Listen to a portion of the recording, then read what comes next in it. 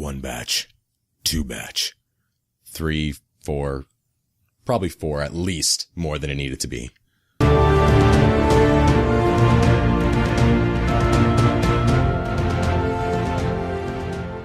Hey guys, it's G from the F Word here to review for you Punisher Season 1. I just finished it, watched a lot of it yesterday and finished it off this morning, and there's a lot. I'm really not sure what to think of this one. It's about Frank Castle, obviously, as the Punisher. We got introduced to him in Daredevil Season 2. He was badass, he was everything we wanted, just this force of nature, pure raw strength and vengeance in this man. And for those of you who like vengeance and revenge and power, he's the guy for you. This is also following Frank Castle in a different light. It's about Frank as the soldier. It is about a lot of other soldiers as well that were in his platoon, some that just came back from the war, that are dealing with PTSD. There's a lot of that in this.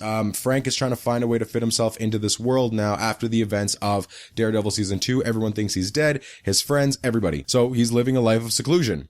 He runs into a guy named Micro who has a pretty damning video about him and his group that shot this guy in Afghanistan that led to them trafficking drugs, and the police and their Homeland Security are also trying to figure out what happened to this guy. And this video is pretty hot for a lot of people because, again, it's pretty damning evidence. Micro was shot about a year ago for having this by some corrupt cops, and he gets Frank to kind of help him. So the two of them are on this path to take down these guys that are going after them and have ruined this guy Micro's life. Kind of those secluded conspiracy theorist guys, but again, he has a conspiracy that's not really a theory. It's just, again, he's just in hiding because people think he's dead too. So we got two guys that most people think they're dead. Only very few people know that Frank's alive. Karen Page included. She's back in this for a very small amount. There's also a lot of stuff involving gun violence. There's a senator that's trying to stop it. There's also another guy named Billy, who is our main antagonist, who runs a company called Anvil, which is pretty much they're trained soldiers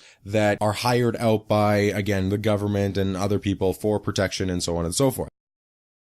I'm going to get into the good stuff. I don't want to give too much of the synopsis away. Again, there's going to be some minor spoilers here, but it's not a major spoiler plot thing. The good things were Jon Bernthal, for sure, carries this whole thing on his shoulders. He is really good in this role.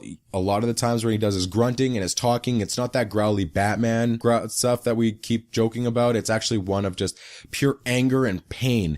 He's also going through his own type of PTSD. He's having visions every time he sleeps of his wife coming to wake him up, but it's obviously not real because they died, which we saw in Daredevil Season 2. So he's suffering a lot from that, and it's interesting how they do it because it's kind of a way of him holding on and then letting go. There's that holding on to the memory of his family, and still being Frank Castle, and letting go to the side of, I guess, the dark side of being the Punisher and going that route. So he is struggling with that. They did a good job of it. Jon Bernthal did a good job of doing that as well. Again, there's a lot of pain in this individual. Other people the other actors in this were pretty good. Again, this is a TV, but I know we do put it on a higher pedestal because of what Daredevil Season 1 gave us. The other actors in this are pretty good. You are talking a lot of soldiers that are suffering through PTSD, living in a country that has abandoned them, has trained them to be these soldiers to do their bidding, and then left to the wayside. So there's a lot of that going on here, which is pretty powerful and well done. And before I get into the effect that has on the show, that will kind of be more towards the end here. But that one part was really well done. The character that played Billy Russo was pretty good. This pretty boy that was in Frank's platoon, that was in this small covert operation, along with his commander that was in Daredevil Season 2 that was turned out to be a bad guy. And the guy that was in charge is another antagonist who's high up in the government chain that's pretty much trying to wipe out most of the people that were involved in it, because this video that Micro has There's a lot to do with it. The character of Micro was pretty good too. He was a guy in seclusion after being shot for having this video. He played it off really well. He's been looking at his family through pretty much cameras that he set up in his house because he doesn't want anybody else to know that he's alive. But obviously he's watching his family go on without him, and it's really rough on his wife. The kids are kind of in a weird place. Obviously, one's turning into a bully and one's just trying to keep things together and be strong for everybody. The daughter did a pretty good job. There's some good things in here for sure. It's more so a case of the good acting that they had wasn't really used properly because I guess the writing seemed more of a police drama that you'd find on just regular cable, if that makes any sense. Detective Madani, who's I believe in Homeland as well, Homeland Security, she was okay, but again, always played her role a little over the top, and you really didn't care about her. She was just kind of there for the sake of having another story so someone can redeem Frank in the end and bring Billy into the fold and everything like that. Other than that, there was a couple scenes there towards the end where Punisher was being Punisher, and that was really cool. He definitely, again, he is the Punisher. I still fully believe that he's a very good Punisher. So, going to that part that I talked about the Punisher, unfortunately, that only happened at the very end. Last 2-3 episodes.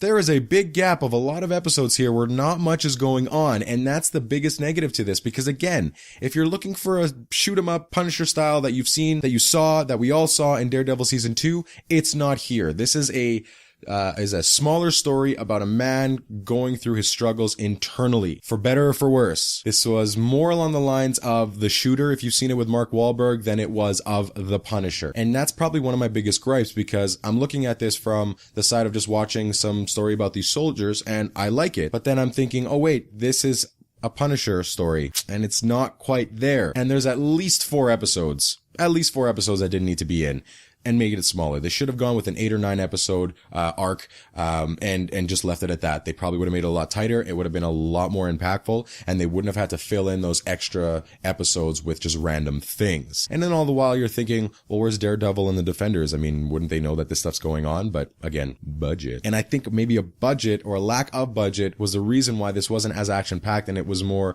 of a grounded story about soldiers as opposed to the Punisher, which again, that part was good, but we're watching the Punisher. So final verdict would be, I guess, watch it. There was something that I read where this is almost a Jigsaw story, who is a primary villain in the Marvel Universe, played by Billy. That's who the reveal is at the end. Again, that's your big major spoiler, as it is a Frank Castle one. So it's creating this one big villain who can cross over into all of the shows, and also doing your story of Frank Castle, about him letting go to the Frank Castle that he was and turning into the Punisher. Again, it's really tough to decide if I should recommend this to you as a fan of the Marvel TV shows or as just a fan of soldier dramas. I guess it's up to you. I'd probably give this as a Punisher show, probably like a 6, maybe. As a soldier show, I'd probably give it like a 7.5. So again, it's up to you to decide what you think. Let me know. Have you seen the Punisher Season 1? I'd love to know your thoughts on it. Were you disappointed? Did you actually like it? Did you leave that part of the Punisher behind and just buy into and devote yourself to the story of these soldiers, which was a very big highlight of this. Again, just not a Punisher highlight. Let me know. Love to hear from you. Anyways, that's my review of the Punisher Season 1. I am G, and I am out.